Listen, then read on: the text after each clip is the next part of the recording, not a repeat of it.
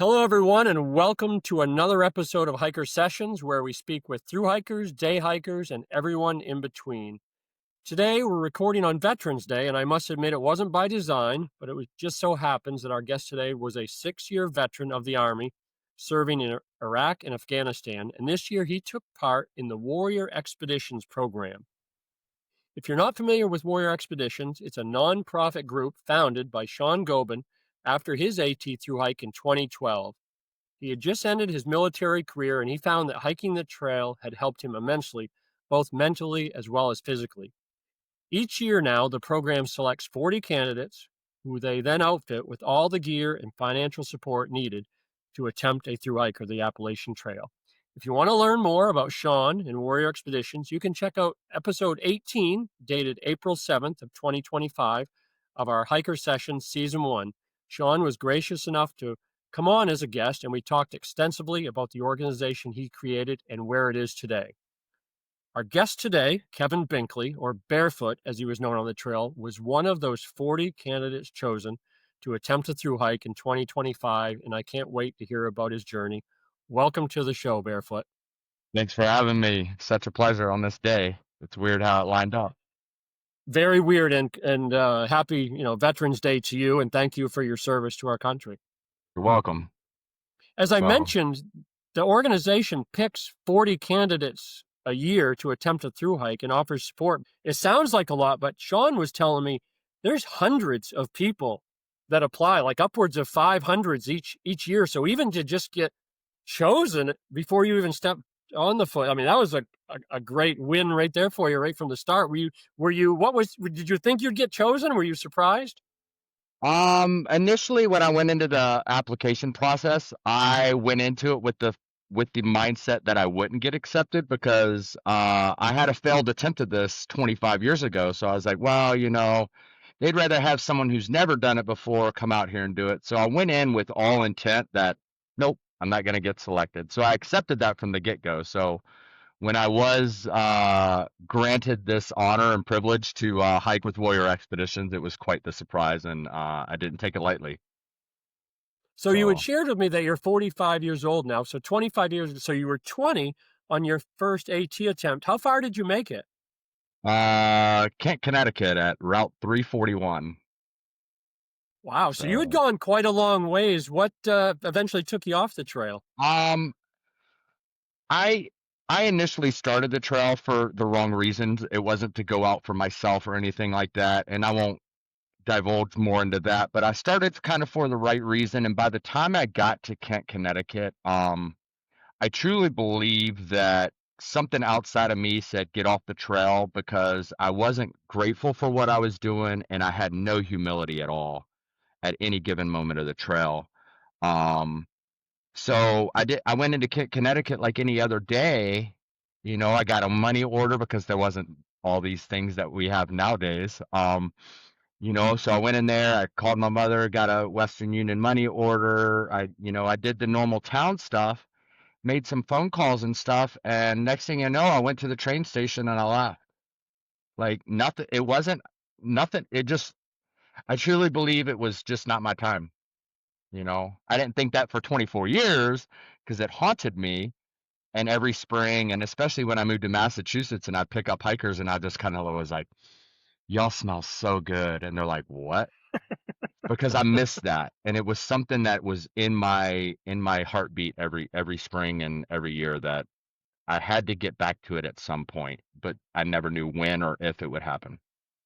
I've thought about this next question I'm going to ask you a lot. For myself personally, if you had finished it when you were 20 years old, do you think you would appreciated it as much as you did when you were just finished it at 45? No.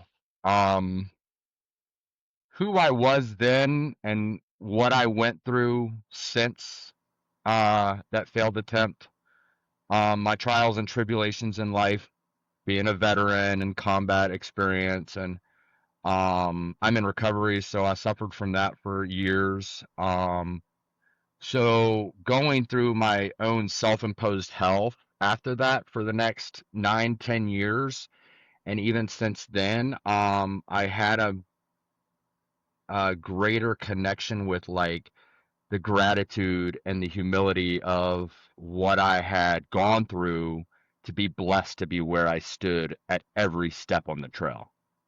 Because I was one that almost became a statistic, and just almost called it quits in my past, through suicide and stuff. So by making it through that, not by my own account at all, only by those around me and stuff like that, that I make it through that, that every moment I stepped on the trail was truly a gift. So Had you, before you applying this year, had you thought about applying or had you heard about it and then just kind of had it out there that maybe someday I would apply? I knew it existed.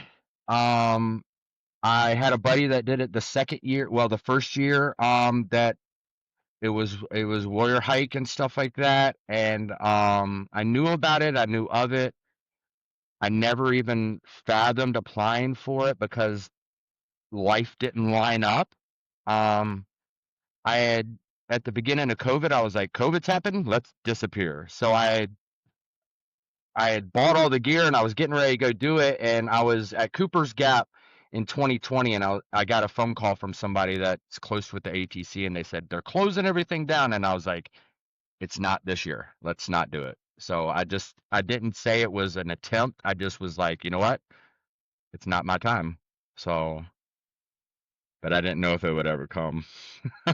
You'd shared with me you'd had issues with substance abuse. Was that something that was throughout your life or just after military career? Kind of walk me through Um, how that kind of affected your life. I there was a point in my life where I was faced with a life-changing event, nothing really bad or detrimental, but I chose a different direction than probably what I should have, and it was my disease. And that was prior to joining the military. And I truly believe the military sped up the reality of how bad it had gotten. I probably would have been out there a lot longer suffering from that, but I didn't. And so then dealing with my military and the mental and the physical and brain injuries issues type of thing, I went to treatment and found out that I also had that issue. So by dealing with my alcoholism and stuff like that, that allowed me to also clearly, with a clear mind, deal with everything else that you know, accrued through my military career. So, um, yeah, And you shared with me that you've been sober now 16 years, so correct. congratulations on that. Uh, Yes. full congratulations. And you had told me that you really were at a good place, but you felt like you could be great. And was part of this applying to warrior expeditions and attempting this through hike? Was that part of that going from good to great? Um, I I didn't have any idea what was mentally going to go on, even once I got the acceptance. I was like, okay, here we go. Like, whoa, we're doing this. So somewhere between Christmas of last year, which is I got the email Christmas morning, to the day I stepped foot on the trail, somewhere in there, I made a conscious decision of let's not set any expectations for what's about to happen. And I literally let the trail do me. I didn't do the trail. Um, and I just kind of went with the flow. Um, and I had no expectations because had I may have allowed myself to have doubt or be under influence by what was about to transform inside of me. So I was in a really good place. I have a little triangle I did along the whole trail where I asked myself, where am I physically, where am I mentally, and where am I spiritually? And as long as I kept those balanced and stayed right-minded with that, there was nothing that was going to stop me. Um, and I just enjoyed the ride. Were you confident when you started the trail because you had at least made it to Connecticut before? Did that hike 25 years ago play any part of it, or was it just too No, long ago? no. I sustained a mild brain injury in the military and a few brain injury since then. So my cognition of my prior hike did not exist. Um, but I would have moments along the trail. I knew that Kent, Connecticut was my first hurdle once I got into the group. And those around me knew what was transforming along the trail and what was about to happen. And I was blessed the day that I hiked to that spot that I hiked most of the day by myself. Because I knew that it was like one of those little things when you're a kid where you flash the little thing and all these pictures go through your head. And it wasn't the trail, it was my life since the trail.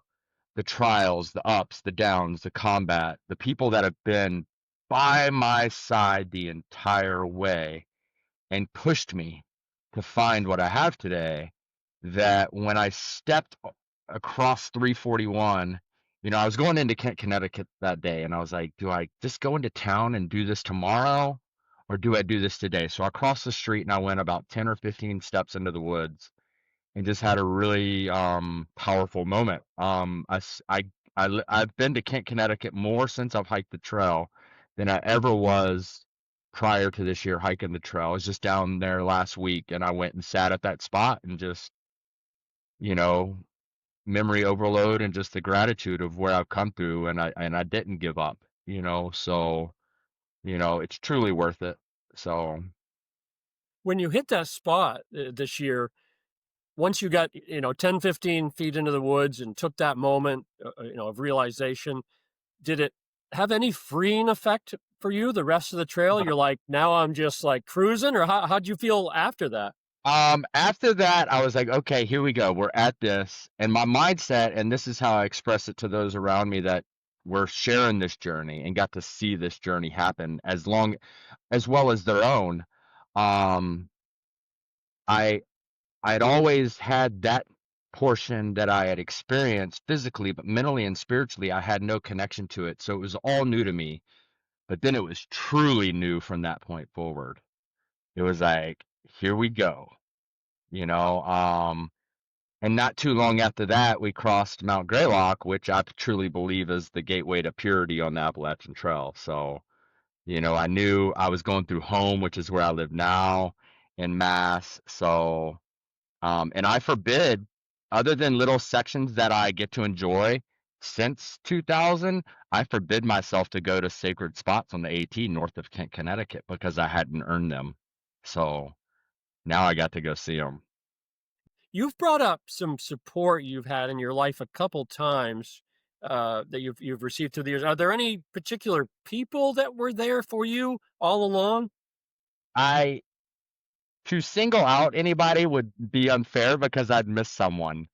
Um, Anybody, if they choose to watch this whenever you present this, they know who they are. I don't need to mention their name. They know. I hold them dear and dear in my heart. There's no one particular. I can't give credit to one person. I have a very close spiritual connection, and that's probably first and foremost. But other than that, it's taken a village to get this person to where he is today. I truly believe that. Um, That's great. That's great. so What what surprises? I think it was very wise of you to start the AT this year with no expectations, right? Because you had done it before, so there was probably, you didn't have the anxiety of where am I going to get food and all those type of things like a lot of people do. What were some things that surprised you during your hike along the way that you didn't expect?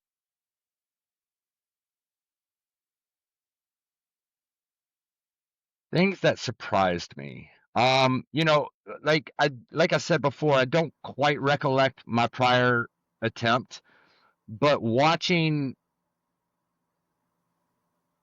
I by going with the flow and not having expectations, I always in every moment, everything that I got to experience, whether it was a view, whether it was a 20-foot eye to eye conversation, even though it wasn't verbal with a deer or something like that, like I took those moments and I was surprised at like how much I can be present in the moment. Like it's so easy to get clouded and discombobulated by all the nonsense that the world has. but to just be right here, right now, was a huge surprise. The other one, which I don't think I was surprised by because it was something that inherently just happens out there, is, we, the majority of the people in the world are so, people can lose hope in humanity. And to watch humanity at its purest, like the people on the trail would not often mix.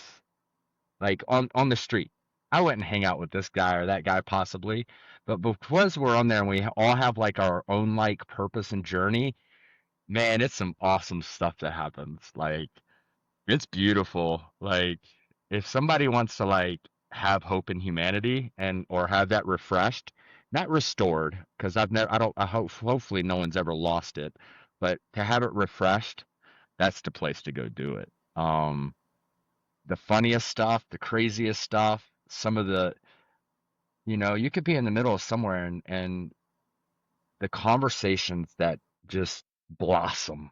And you're like, I probably I've become accustomed to that because of the life I live today. But to watch someone else share that with you, is truly beautiful. So but surprised by anything, I don't think I was really surprised. I take that back. Let me digress. You know what was absolutely mind-blowing is 343 miles of trail just over a year ago were absolutely demolished. Yeah. Um, and you get to meet some of the trail got people down there, and they're not spring chickens. They're 50 plus years old, carrying 24-inch blade steel chainsaws. And to think that, a couple hundred, a couple thousand people set out early this year to chase a dream, and these people selflessly went out and cleared this trail so this person, along with many others, could just chase a dream. Like that is the most selfless thing that I stood there sometimes and I would just look at the destruction and be like, I didn't see a person there or someone doing trail maintenance at that time, but when I did, I truly stopped and said, thanks. Because I wouldn't have stood on top of Katahdin had I not been able to freely and effortlessly walk through that destruction. So that was the biggest surprise. It was wow. Like Yeah. I I'm can't glad put you it into brought that up. I can't put I'm it a, into words. no, I'm 100% because I've been a trail maintainer for the Maine AT Club in Maine for about 9 years, and I wasn't there to see it, which would have been, what you would describe. I can't imagine seeing it in person, but just the pictures I saw, I did not think it would be open this year. I got to be honest. I mean, the destruction down there is just incredible. So I know the work that went into that, and yeah, it was just an incredible, and I think the way you put it, selfless, doing something for somebody that's a sacrifice to yourself. It's not like people are getting paid and stuff out there. So thank you for bringing that up. Uh, so of course, being part of the program Warrior Expeditions, you started with a bunch of people on Springer, and I'm sure you had relationships with them or talked to them a lot. Did you have any other strong relationships or bonds that you made along the way with the people maybe who weren't part of the organization? Yeah. I watched, you go out there and everybody's in their own place, wherever they're at in their life. I like to say whatever altruistic plane you're on in life. And you get to see people that are not too distant reflections of who you were in a previous point in your life. And you get to watch people also that are close to that transform and be on this like really cool, like you can just look at them and be like, we're living it right now. Like it's just an understood. And I can't go without mentioning the most impactful, beautiful transformation I saw on the Appalachian Trail was my buddy's second chance. Um, you set out and a lot of people grace on the trail and say, what happens out here? And there's miracles that happen out there. I'm sure you know it, you've seen it, everybody witnesses it if you stop and look for it. it can happen to you. But that young man, man, oh my God. I'm so glad that somebody, you watch people that get to the end and they're like, I'm just ready to be done. And then there's those people that get towards the end like him that are like a little bit like worried about finishing because they're like, man, I have this new me. Am I gonna lose it? And to watch him now after the fact, and he's really embellishing and really loving this new sense of self that he has. It didn't happen just because of the trail. Walking just doesn't do it. It's a divine connection that interwebs people along the trail, i.e., tramilies, that if you allow it, can truly transform you into someone that, if you allow it, is absolutely awesome. And that was the most profound transformation I saw in a human being on the trail this year, other than myself, maybe. How do you think it transformed you? Woo! Um, like I said, I started in a really good place. But what it allowed me to do, I like to say I went on a 5.5 month spiritual retreat. Because when you're hiking 4, 6, 8, 10 hours a day, I didn't hike with people throughout the day, all day together. So I hiked with myself. And this can be a very dangerous place to go if you're not comfortable going in there. But I had a good spiritual connection that I went in there and I was safe and I was protected. And I went in there and I looked at the nitty gritty, ugly things of my past and in ways that I never had before. So I truly started to transform. And then when I reached the gateway of purity, I was like, man, I'm like this whole new sense of self and freedom. Um, I was out, not, it was a very like, not in an arrogant way, but I was confident in a way as I was like, okay, world, what do you got? Because nothing's going to bother me anymore. Because I had this safety around me, the inside of me and outside of me, that for the last like 600 miles, 700 miles of the trail, um, I got to just be that and get used to that. So, you know, there's a there's a there's a moment that I'm truly blessed that my friend Blazer took as I'm getting ready to summit Katahdin, where she captured me going down into like a meditative state on my feet, and just kind of kneeling. And um, someone asked me shortly after that, what's the toughest part of the trail? And it's taken this new sense of self and where I fit in the world and not losing it once I step off the trail. The trail is simply just a chapter in a journey of life. And I just get to connect with it a little bit more. And now I was a little bit like concerned how it was going to look after the trail, but it doesn't look any different.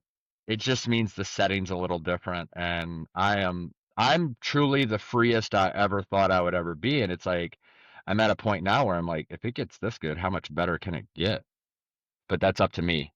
And that's what I strive to do every day now. And that's thanks because I have that trust and faith that I allowed myself to develop on the trail. So, yeah.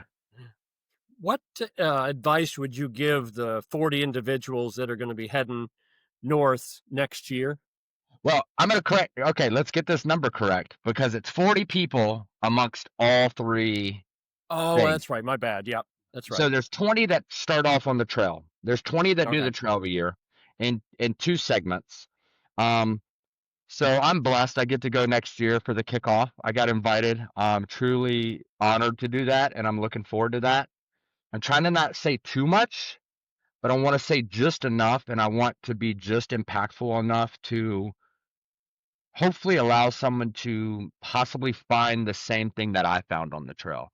Obviously, no one's going to find me exactly mine because it's unique to me, but some semblance of their own.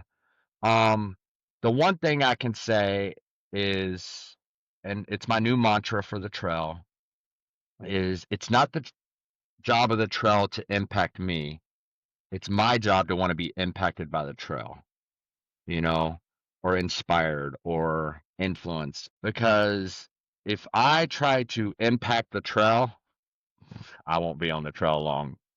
Um, it, I let the trail do you, you know, um, and what it gives you, take. But if it says not more and no more today, don't take more. But then I also like to say, on the flip side of that is I watched a lot of people physically struggle in the last 700 miles of the trail and really did not look, they hated each day mentally. Um, and there was a lot of pessimism and negativity, and I didn't like it. But it is what it is.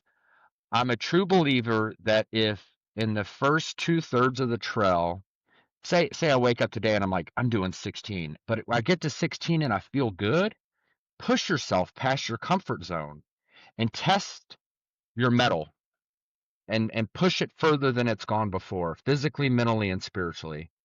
That way, when you get to the gifts of the trail, which are beyond Greylock, to the fullest, you can sit back and really not physically struggle, so you can mentally and spiritually get what the trail's about to give you. Um, that is, if someone's asked me to give me 45 seconds of how to do the trail, that's how to do the trail. Do you see any other long hikes in your future? I know you're going out for a hike today, like, a day hike, obviously, but is that something that you would like want to experience again? So I'm flirting with the idea of the CDT, um, but probably not, just because the way stars are aligning and the things I'm seeing in my life and where I want to pursue.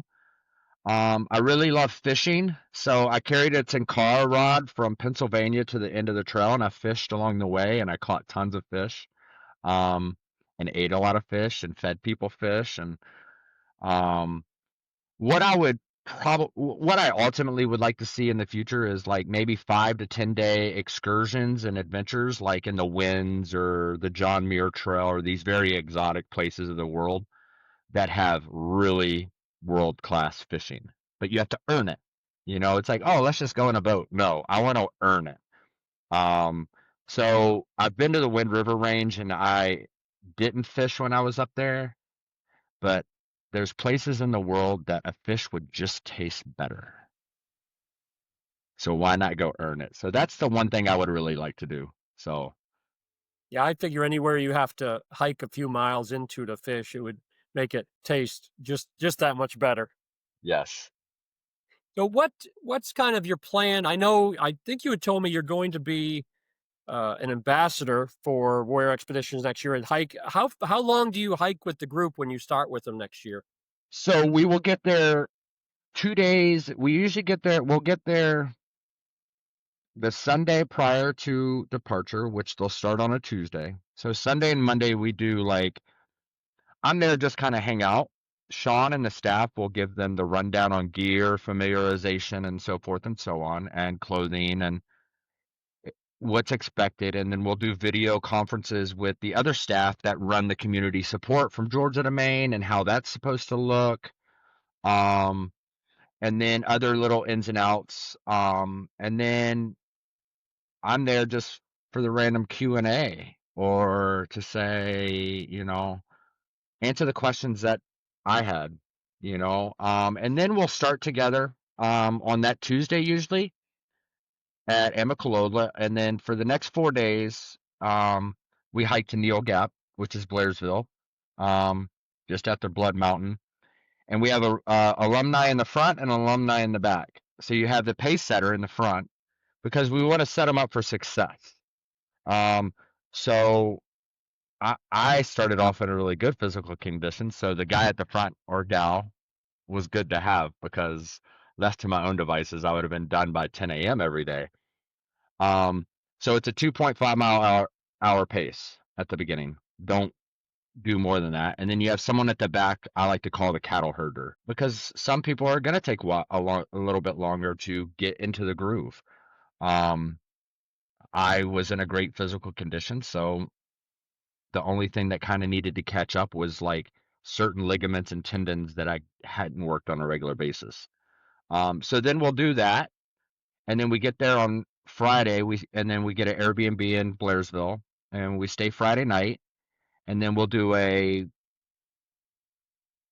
rough idea on how to properly resupply. Oh, this is how you can eat like a 6-year-old for the next 6 months. Numbers count, like this good old 710. Tasty cake, honey bun, 710 calories with white icing on it. It's almost like a barter item.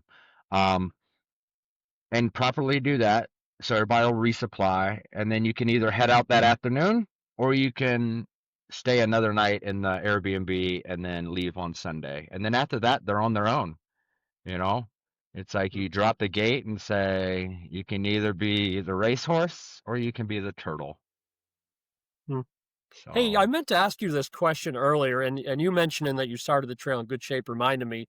So you were 20 years old on your first attempt, 25 years later for your second attempt. Had you backpacked? How much backpacking had you done in between those two times? distance backpacking, not really. I was a big day hiker. I would like to go out and do some cool stuff now and then. Living in Massachusetts, I used to do like twice a year. I'd do from North Adams to Dalton, which is 25 miles in a day, and I just do that just to do that in the spring and the fall. Um, but what really got me in shape is I work at a ski resort during the winter, and for the 3 years leading up to that, I did over 1 million vertical feet of skiing every year, which I didn't say, "Oh, let's go do this because we're going to go do the AT." It just happened to like correlate more than I thought. And then during the summer, I have a pedal kayak and I fish in the ocean for striper and all this stuff. So putting those two things together, I literally stepped off of the trail and I was like, "Uh-oh, this is not gonna physically be that difficult." I mean, not to say there wasn't days where I was like, "Oh, this is a climb," but I'm like, I gotta do it to get to where I'm going, so suck it up. Yeah. No injuries, or I mean, just the regular soreness, nothing major along the way. I started with the wrong size shoes, too small. Um, I won't go into all how to properly fit a through hiker for shoes. Rob at Outdoor 76 in Franklin, North Carolina, saved me from myself. I stepped into there with 5 blisters per foot, perimeter blisters. He knew what the problem was, came back in, got properly fitted, and the next day I trail ran 15 plus miles and did not feel a blister. So I thankfully can look at that guy and say, thanks for being the first person to save me from myself on the trail. Other than that, I fell victim to the Noro 150 this year. Other than that, that's it. So, Mm. Did you lose much weight starting out in so good shape?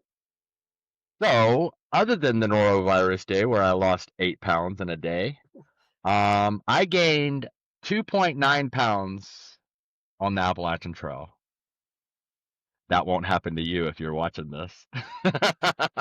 It didn't have. I was about 45 pounds the other direction. So Yeah. yeah, that's tough. But that's good. That means you obviously were in shape and you took care of yourself because nutrition is, and when I say nutrition, I don't mean eating fruits and vegetables and good stuff every day, just calories to, just making sure that you get some protein, some calories, whether it's from a honey bun or a Snickers. It's just making sure that you don't deprive yourself calories, right?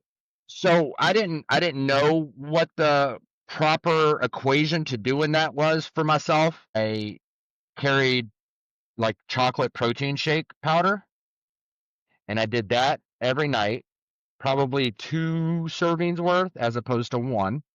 And then I carried graza, which is olive oil drizzle, kind of like you put on food and stuff to make it fancy.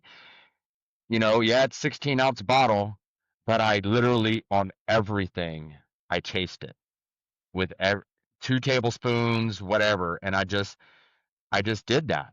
And I was like, you know what? Like my body's got to go through this adjustment period. Let's give it the most fuel possible until it gets to a happy place. And then I can not do that as much because it's used to doing this. But until that point, whatever that is, I don't know. Until that, I did that. So I did that probably until Bland/Marion area, which is about 500-600 miles. And then after that, I just kind of like ate like a 6-year-old. Um, I ate Nutty Buddies for breakfast every morning. I did not change my lunch the whole entire trip. I had tortillas with peanut butter and pepperoni slices. That's what I had for lunch every day.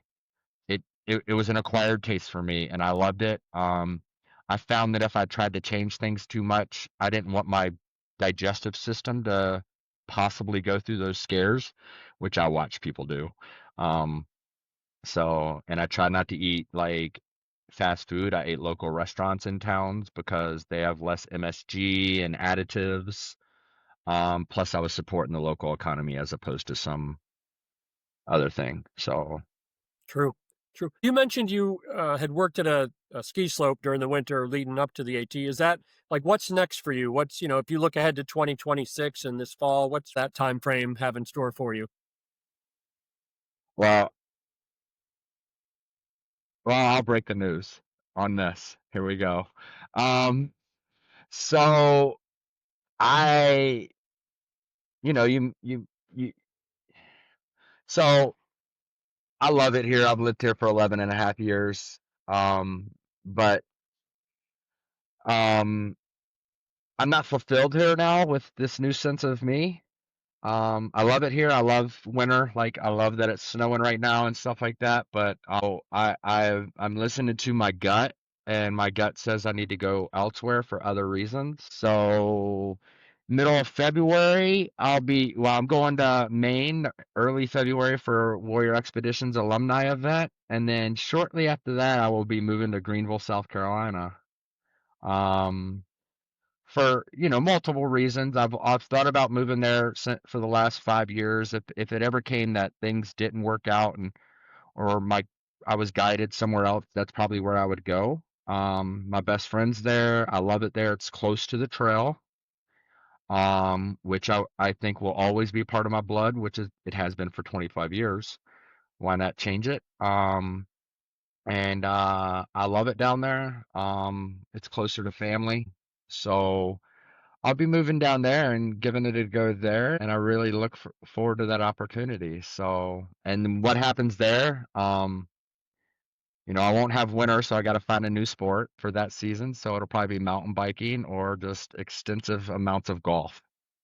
Yeah, both a healthy mix of both, I think, sounds pretty cool. Well, that's really exciting. I mean, that's a big change, but it sounds like you're looking forward to it, and you'll get out of the New England winters, which that's not all a bad thing.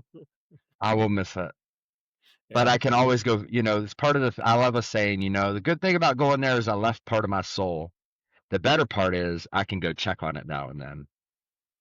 yeah. But I have a I, great network of friends here that it's gonna crush.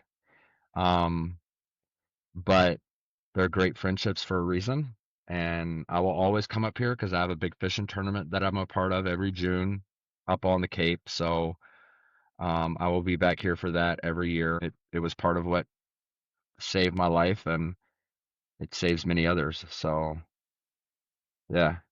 well, I want to thank you first and foremost for coming on and telling your journey. I think it'll be very inspirational to people. And again, happy Veterans Day. I wish you the best of luck. It sounds like just like I feel that the Appalachian Trail and that whole community will never be far from your thoughts. But again, thank you for coming on. Oh, thanks for having me. And if you need anything, I'm always here. So happy trails to you. I know why you do this, and I know why I will always stay connected to the trail in my own, however that looks. And I look forward to that forever and helping people succeed in chasing a dream. So thanks again. I gotta ask you, it just popped into my mind because this interview will end and people will be wondering your trail name Barefoot. Now, I have found out that you did not hike the whole AT barefoot, which I was going to be amazed by. And also, I would have thought you were a little crazy. How did you we'll end with this. How did you get your trail name Barefoot? So my trail name was Barefoot. I only hiked point 1 miles barefoot of the whole entire trail. That was from like Jones Falls, somewhere right near the Elk River, um, to a shelter for lunch with a couple of great guys, Fire and Overshoot and some others. But so when I started the trail, like I mentioned, we had staff and alumni with us, and one of the people that came along was Nicole, which is Sean Govan's girlfriend, and she was always in the back because she's a nurse. So I was in great physical shape, so I'd hike really fast and get way ahead, and then I'd be like, well, either I wait at camp or I just find somewhere to wait, and that happened to be a creek. So I kick off my shoes, kick off my socks, sit back, have a honey stinger or a tortilla, and here they come. So the only time Nicole ever saw me, I was barefoot in a creek. And then when I showed up in Dahlonega to kick off, my parents dropped me off, and I had my favorite red Crocs on, and I kicked them into the back of the car and said, "Take care of them." And for the next 2 days until we started the trail, I was barefoot the whole time. So upon their departure from being our support for the first 4 days, she came up to me and kindly asked if she could name me. And I said yes. And I said, if it sticks until Damascus and nothing else comes up, um, it'll stick. And it did. And I loved it. And it was kind of like a thank you for doing all she did, along with many others, and being a part of making the start for my journey of success. So that's where barefoot came from. I love it. Now I got to find a tattoo to do it. So Yeah, exactly. That'd be really cool. Well, look, I'll let you go. Thanks again for your time. Enjoy your hike up Greylock today, even if it's snowing. I'm sure you will. that's why And I'm going, because I'm the only one crazy enough to go up there. true, true. And Oh, I hope to talk to you again soon. yeah, we'll do. So thanks a lot. And everybody have a blessed holiday season. You as well, my friend. Bye bye.